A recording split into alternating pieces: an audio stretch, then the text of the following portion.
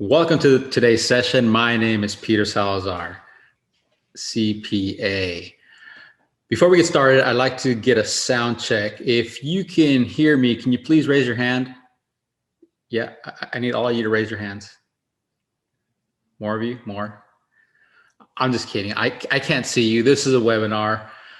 Just trying to add a little humor. My name is Peter Salazar. I have a CPA firm that I work out of, and I've been doing it for a long time, but recently it's been my full-time job. See, I don't know how your 2020 went, but my 2020 was terrible. At the offset of the pandemic, I lost my job after 8 years of service. And at that point, I thought I was going to lose my mind, to be honest with you. I had never been in that position before, and I didn't know what to do. So at first I said, this is a great opportunity. I didn't like working there anyway. I'm going to take it easy and hold out for the perfect job or a fun job.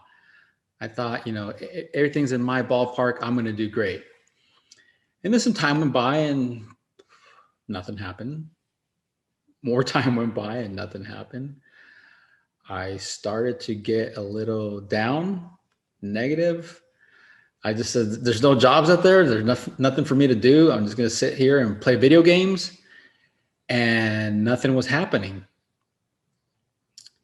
No one was knocking on my door giving me the perfect job. Even though I was going online every now and then, clicking and sending my resume, it wasn't producing results. And I didn't know what to do. So I just kind of gave up. But one day, as I was playing video games with my son, he was talking through the headset to one of his friends, and he said, you got to keep practicing. You got to learn how to play the game if you want to make it to the next level. Kind of scolding his friend. And for a split second there, I thought I was losing my mind here.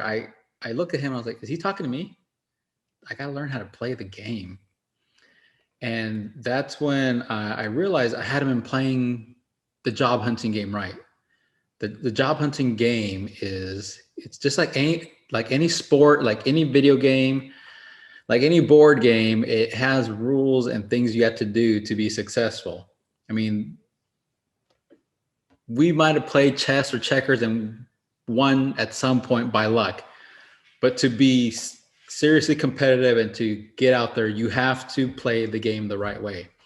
Today, we're going to talk about a few subjects: how to play the job hunting game, how to work with the ATS robot, and we'll talk about what that means later, how to pass the personality or behavioral health assessments, and finally, how to get ready for the interview, something that a lot of us overlook or think, I'm just going to wing it because this is who I am.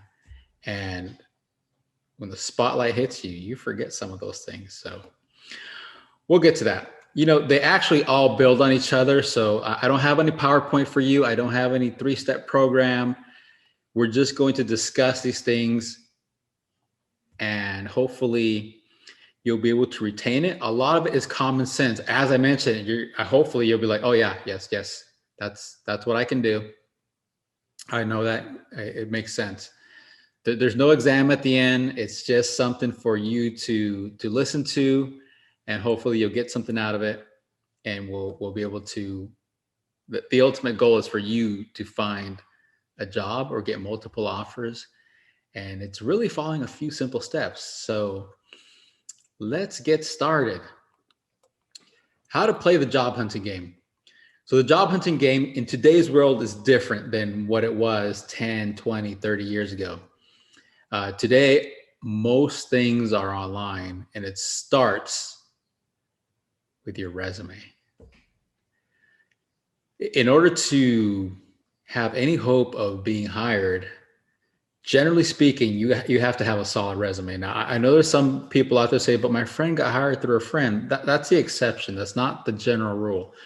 Most of us have to go to the company website, upload our resume, and wish for the best. And that's what I was doing. I was going through LinkedIn to Career Builder, ZipRecruiter, and I was hitting click and send, click and send, click and easy apply. A lot of them have click and auto apply. And I thought that was good, and I was getting good at it. Click and send, click and send. I was clicking and sending while I was playing a game. I was clicking and sending while I was watching TV, and I was getting no results. And every time I would click and send, I'd be like, "This is it. This is it. This is the time I'm going to get a result," and nothing would happen. And that reminds me of the pop culture or the Einstein definition of insanity. It's when you do the same thing over and over again and expect a different result.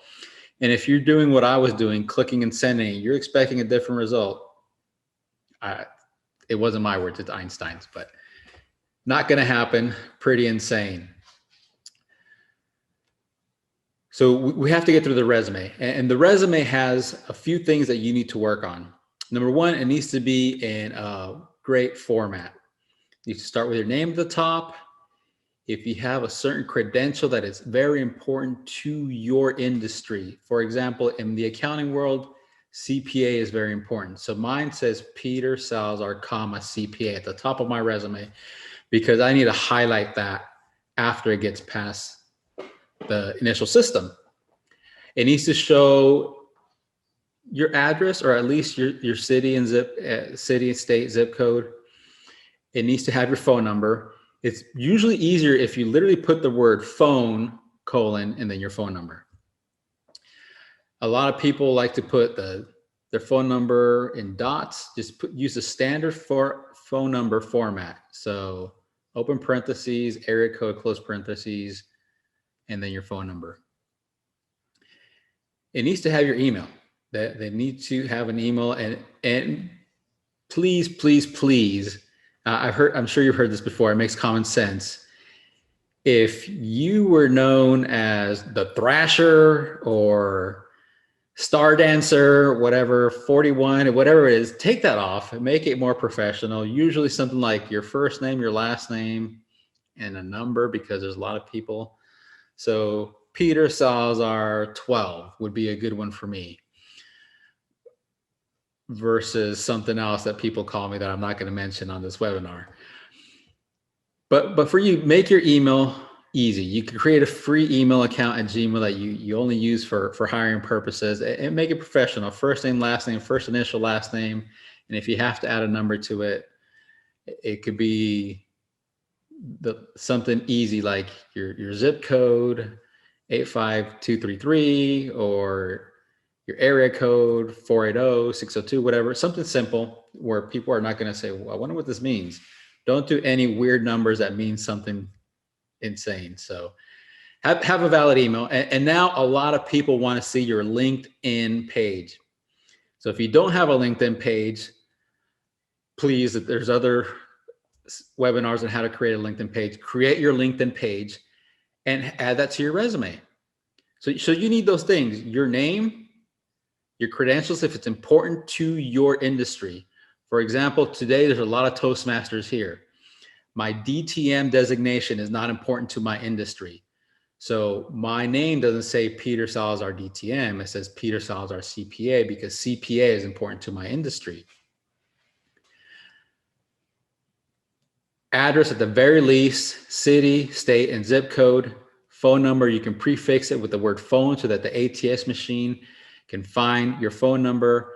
Email, you can prefix it with the word email and then a valid email. Simple name, a number @gmail.com works.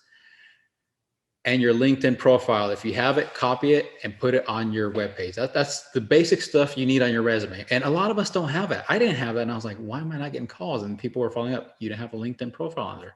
So I had to create one. After that, the preferred method is descending chronological order for your job experience. So you start off with your current job, and it should be the name of the company, your title, your most recent title, and the dates you were hired there. And it doesn't have to have the day of the month. So preferred methods are, if you were hired in January, let's say you were hired in January 05. It could be the name of the company, ABC, your title, manager, from January. It could be the word January, comma, 2005, or I could say 01/05 or 01/2005 to current, current is the only non-date format that ATS machines like. Or if our previous jobs, it could be like 0105 to 1208, or January 2005 to December 2008 on the date format. Those dates are very important. If you want to add the middle of the month, sometimes it confuses the machine and they don't like it. Or if you want to add, just add the first. So January 1st, 2005 to December 1st, 2008. Very common stuff. A lot of us overlook it. We try to figure out what day we started working. It's not really needed. And then put stuff that highlights your time at work. A lot of people, once it gets past the ATS machines, they're looking for your skills, not, oh, every day I would come in and I would open the door and I would take my break at noon and I would be the last person out the door. Doesn't really say what you contribute to the company. So make sure you list basic job duties, but show off a little bit, show off numbers. So manage a $4 million account.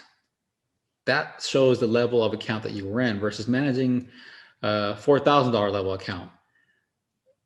People are looking for that, and they might be looking for that, and it may disqualify you from it. So put some of that information, put some of your accomplishments, successfully transitioned project 1 over a 3-month period, etc. So that's some of the basics on your resume. You do want to highlight your education. If you have education at, bachelor's, training that's required in your industry. If you have an advanced degree, list that one first. Again, descending order. So your master's degree happened in 2005 and your bachelor's degree happened in 2000. Or your certificate and what you're looking for happened in 2005. I have a friend who went to school for behavioral health, and then he got a certificate in accounting. So he lists his certificate in accounting first, and under that, his, I think it was like a liberal arts bachelor's degree. That way people see that it's relevant to the position. So try to do them in descending order as relevant to the position you're looking for. If it was backwards, if he wasn't looking for a position in accounting, there might not be a need to post the certificate in accounting. If he was going back to behavioral health and looking for a social worker position, he might have just been okay listing his bachelor's degree in social work or whatever it was. So education is important. All the skills that are needed for the position you're looking for. So for example, in my industry, SQL programming is very important. So I list SQL programming in Oracle and Microsoft. But if it wasn't relevant, I wouldn't list that. There's no need for me to list any web browsing programming that I may have because it's not relevant to my industry. I want to put stuff that highlights what's relevant to the industry on that resume.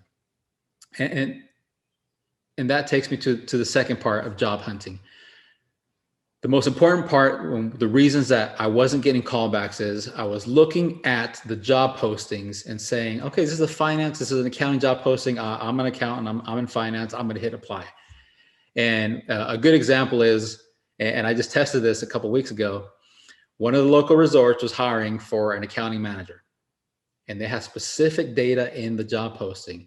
Must have balance sheet, must have a M166 reconciliation experience working with international currencies, 3 things that I had no experience with, and 3 things that were not on my resume. So while I have 20 years of experience in finance and accounting, and this posting said it requires 7 years of experience, I was like, I'm sure I'm gonna get a call, but there was nothing tying me to that resume. One of the important things about the ATS, the applicant tracking system, it's not a person, it's a program or a robot, whatever you want to call it. It looks for keywords from the job posting to your resume. And if they're not there, or if there's not enough of them there, you are not a qualified candidate, even though you may be a qualified candidate. So the most important thing for today's session is for you to look at the keywords on the job posting. Remember, that keyword there said balance sheet reconciliation. I had nowhere on my resume the word balance sheet reconciliation. And then change the words, if applicable, to something on the job posting. So the job posting had the word point of contact for all financial matters with external departments. My resume says liaison for financial matters with external departments. While liaison, us as people understand that liaison and point of contact are the same thing, you want to make sure that the applicant tracking system ties those keywords. So at that point, what I should have done was change the word on my resume from liaison to point of contact. And I would have been able to have more success on that. Got one more point. It's literally a point system that the applicant tracking system looks at you and it says, okay, does this person have this keyword? Do they have this year's of service? And it just grades you. And if you don't have enough keywords is the major part. You're not going to make it to the end. So once I learned that, I started reading the resumes and making sure that I had all the keywords from the job posting, on my resume. Now, this goes without saying. You should apply for jobs that you're qualified for. Don't just, I'm not going to apply for a doctor job or an engineer job and just match the keywords on my resume, because they'll figure it out during the interview that I am not qualified for the position. So really what you want to do is look for a position that you're qualified for and tie those keywords to your resume. It is very important that you do that. On the other thing, I did find a different position. It was a healthcare company. They were hiring for a financial director. And when I looked at that resume, all the keywords there on the posting, a lot of those keywords were on my resume. Now, I did have to fix my resume because in that, like the point of contact versus liaison, there were some of those words.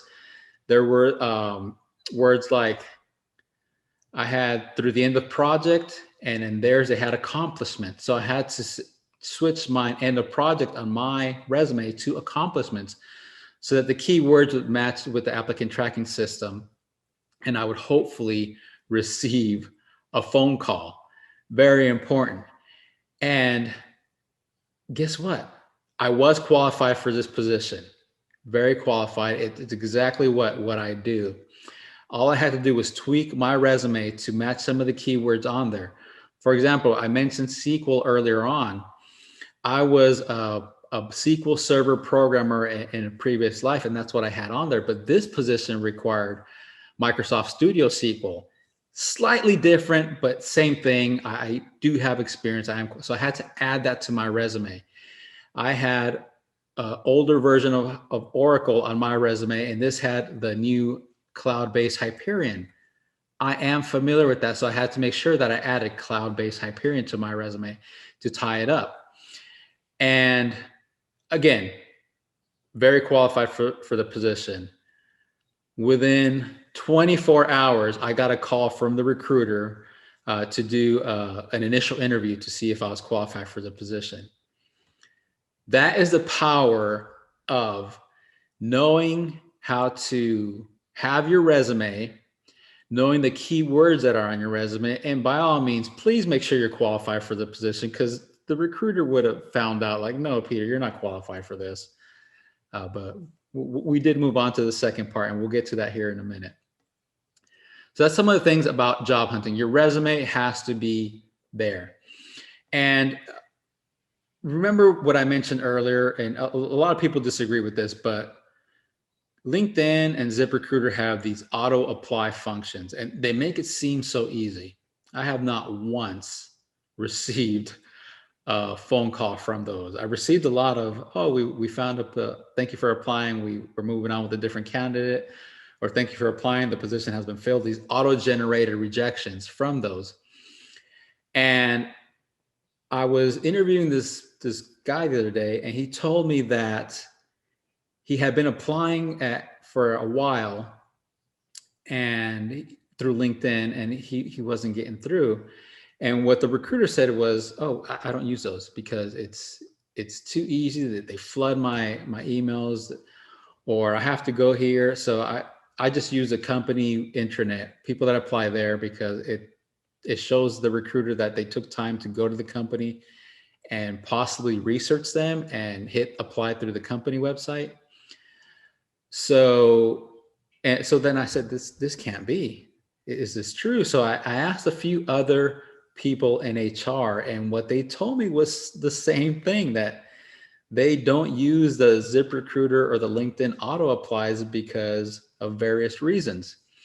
Now, these may be isolated to these certain people that I've talked to, or to a couple companies. If you have had success with it, well, then you're not listening to this webinar.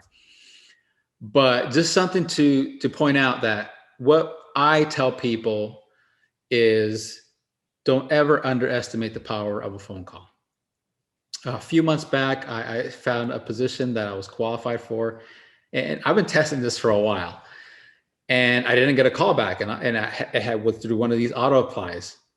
So I called the company and I said, "Hey, my name is Peter. I applied for the position.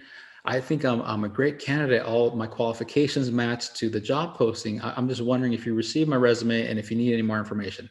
I didn't come at it, "Did you get my resume? Why aren't you calling me?" And the recruiter was fortunately very nice. And she looked at me, she said, "I don't see your resume in here. How did you apply?" And I told her, and sure enough, she wasn't using that system. A lot of times these third-party companies, especially the ones that you've never heard of before, they just try to get the company's business by sending you your resume. They're not really applying for you. They're actually trying to get the company's business. So she recommended that I apply through the company website. And sure enough, she calls me back a day later, says, "Hey, I saw your resume. I want to set up an initial interview." So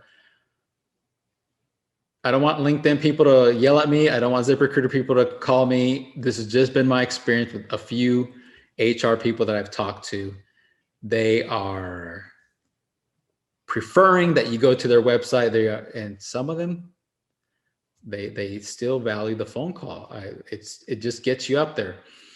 Which brings up to another point. If you know somebody in the company, have them present your resume.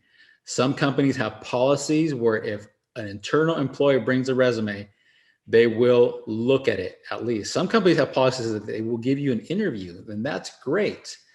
But some companies have a minimum thing that they will at least review your resume to see if you're a qualified candidate. So use your LinkedIn and see who you know that's working at that company that can elevate your resume, or at least give it to somebody so that it can be reviewed. So enough about resumes. I'm sure you've heard this stuff before. If it's making sense, great. If the ATS system, applicant tracking system, makes sense now, they look for keywords, they look for dates, they look for your phone number, they look for specifics on the jobs. If communication is very important. Don't put the word Toastmasters, because a lot of people unfortunately don't know what that means, but you could put leadership and communication training at Toastmasters. Perfect, because it has the word communication, it has the word leadership. They will love it, and it shows where you learned it at. But don't just put Toastmasters. It's not a keyword, unfortunately, yet. Maybe in the future it will be, but not yet.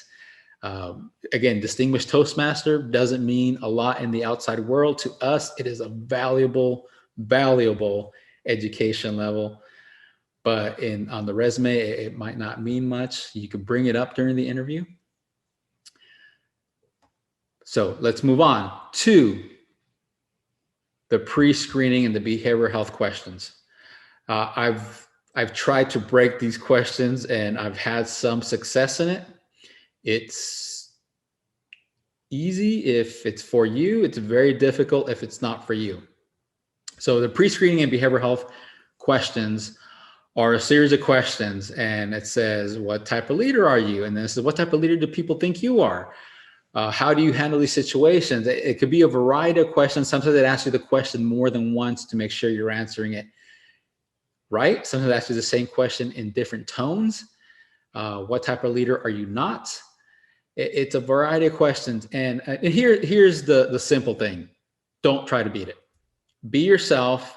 And if the company if the company culture is the right fit for you, because that's what they're trying to do. They're trying to fit you to the company culture. If you answer all these questions and you match a company culture, then guess what? You're going to be a great fit for the company, and they're going to want you on board. If you answer the questions and the screening says you're not the right fit for the company, then you just saved yourself a lot of time and you save the company a lot of time, because you weren't the right fit for this company. And there's no need for you to spend a month, 3 months, a year at that company and be miserable the whole time because you didn't fit their environment. So the pre-screening, I just wanted to bring it up because a lot of people say, how do I get over that? And the short answer is you shouldn't. But if you want to, here's what you need to do. And you should do this anyway. You should log into the company, look for if they have it.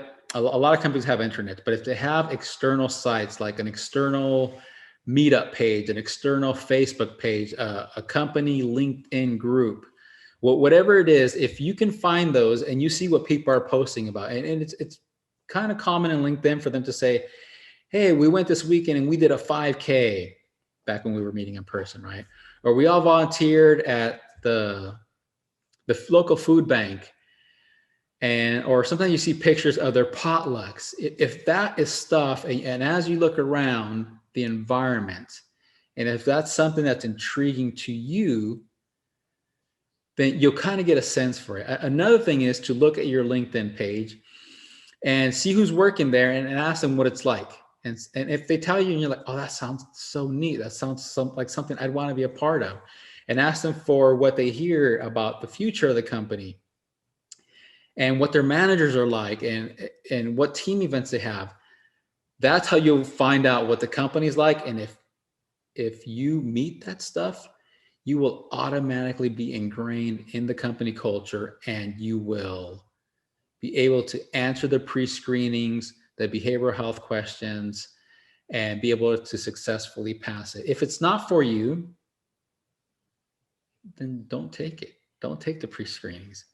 But if after hearing about them, if after doing some research on the company, and you can start with their website, but that usually tells you just what they want you to hear. But ask somebody, look at their LinkedIn profile, see what people are posting, see what they're doing in the community. Especially ask about what management is like and what they're doing, to see if if that's something that you want to be a part of. So that's the pre-screenings. For the most part, I tell people, don't worry about it. Be yourself, take the test, answer it honestly. And if you are that right candidate for the position, then you'll pass it with flying colors, and you won't have to worry about it. It's nothing you can study for, kind of. There is a small portion that you can study for, but best of luck to you on that one. Don't try to break it. Again, it's just like, don't apply for the position if you're not qualified. If you're not going to be fitting into the company culture, then there's no need to go through the pre-screenings. The last part I want to cover is the interview. It's highly overlooked, and a lot of people say, well, I've been doing this for so long, I'm going to go in there and I'm going to tell them what I'm about, and the interview is no problem. I don't have to worry about that. And that is not true. A lot of people think that they can go in there and wing it. Here's what I suggest.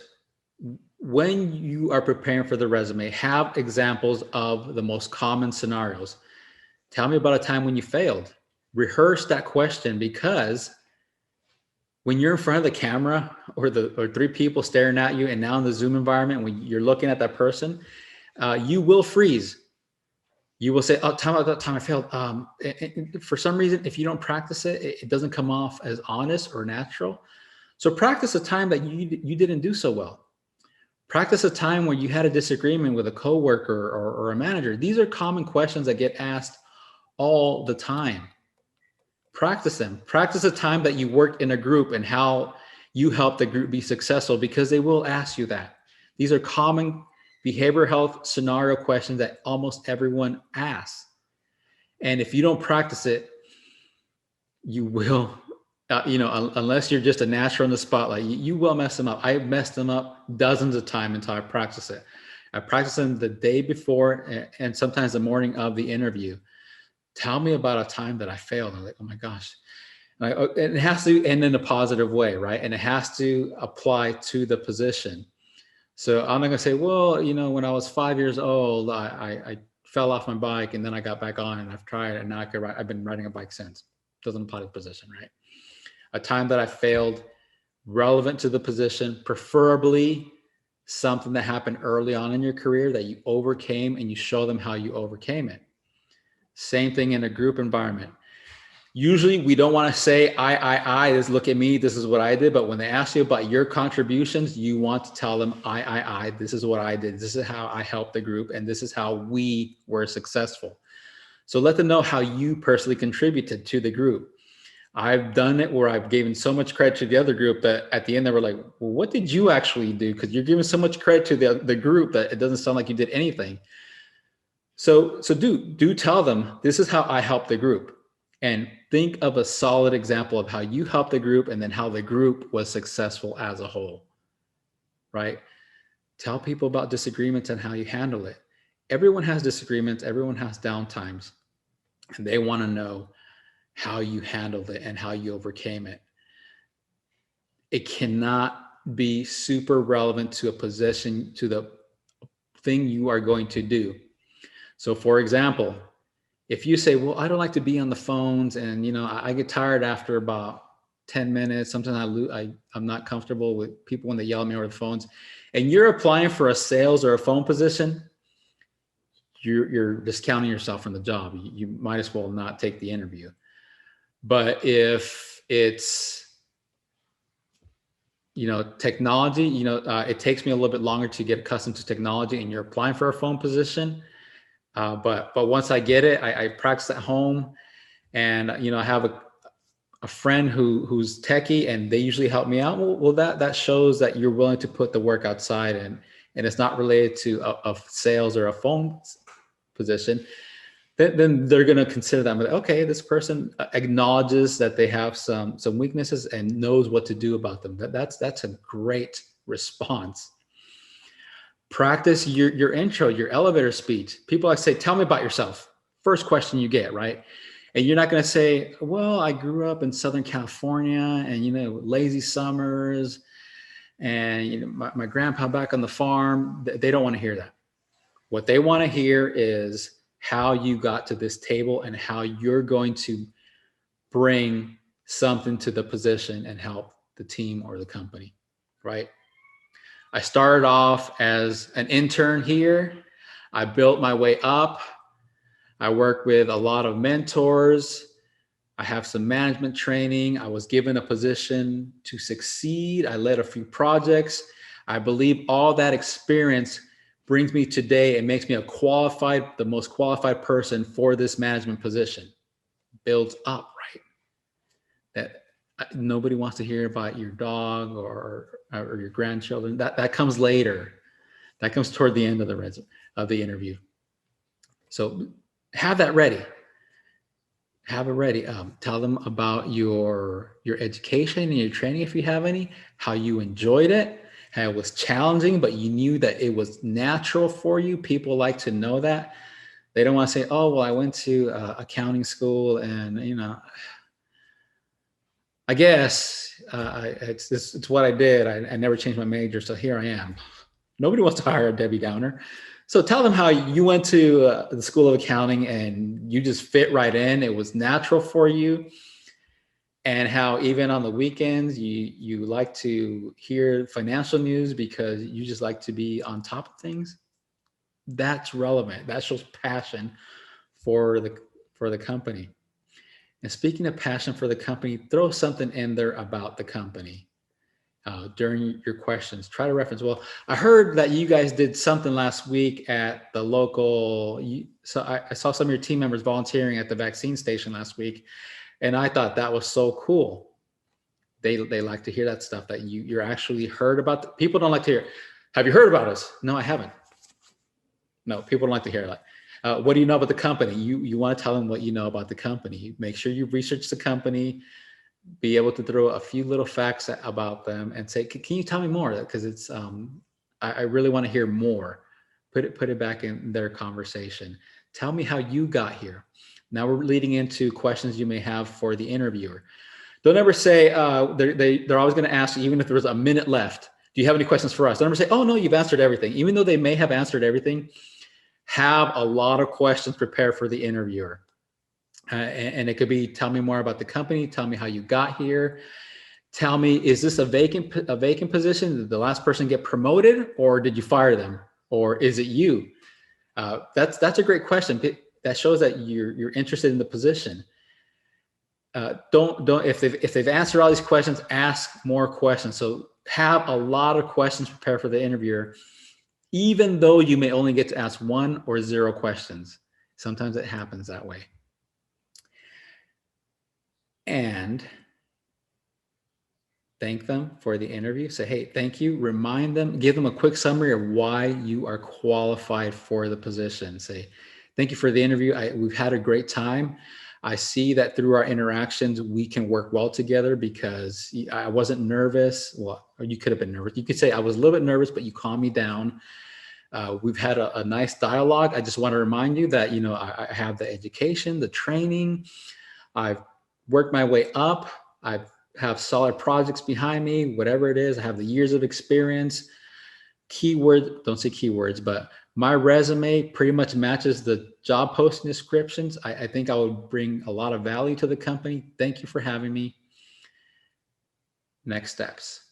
And here's something that I usually ask people is, so if I were to get the position, I really like you. I think I could do well here. If I were to get the position, what would I be doing? And here's how a key hint, because people slip on how you know if you're in line for the position or you're not. If they say, well, Peter, you will be working with so-and-so from this team and you'll be overlooking this team over here. And what we want you to do is go in and start, if they have a plan for you and they're talking about you in the position, you've done well. However, if they say, oh my, well, the ideal candidate, or we have a lot of candidates to interview, but if we were to hire somebody for this position, this person, and they're no longer talking about you, you either have to clarify a few things, or it's pretty much an uphill battle for that. So if they start talking about the person and the third person, the ideal person would not, and they don't slip and say you would be doing this, you may need to clarify more things. So it's a one last opportunity for you to say, I just want to clarify that, I do have this skill. And sometimes it happens, you overlook it. It may be something it could be software related. It could be management related. I see you haven't, the ideal person would have more management techniques. And you might want to say, well, by the way, I want to let you know that in Toastmasters, I manage large projects, the annual conference, the competitions. I have handled large projects. I just want to clarify that for you because it sounds like it's not clear on my resume, and I just want to add that before I leave and give you a sense of confidence with me. So that's pretty much the presentation. Again, today we've talked about making sure that you know how to play the game so that you don't lose your mind and say, why doesn't anybody want me? It's just you haven't been playing the game right and nobody knows you're out there because the ATS, the applicant tracking system, hasn't given you enough points for you to move on to the next level. So make sure you have that resume in the right format and you have keywords that are relevant to the position you are applying for. You can have several versions of your resume. I usually date them with the date I apply. Sometimes I put the company name on them. So Peter's resume for ABC company. They don't really pay attention to that. That way I know what resume to pull up, and don't lie on your resume. Again, it has to be relevant, but you do have to change keywords to match the applicant tracking system. The behavioral health assessments, please don't try to cheat it. Do some research on the company, then take the assessment. But if it's the right fit, it's the right fit. You won't be wasting anyone's time. If it's not the right fit, you just save yourself several months of being miserable at a company that you probably would not have been happy at. And then please, please, please prepare for the interview. Practice this common questions, successful times, unsuccessful times, working in groups, disagreements with management, disagreements with peers, your elevator speech, tell me about yourself, questions for management. Don't forget to thank management or the interviewers on your way out, and clarify any questions that you may feel that you didn't clarify during the interview. I played with this a lot. I've been on a lot of good interviews, and I've been on automatic denials. So I know it works, at least for me and my industry. Every industry is different. Every company is different. But from what I've been doing and playing with this for the past year, I've had a lot of success with this.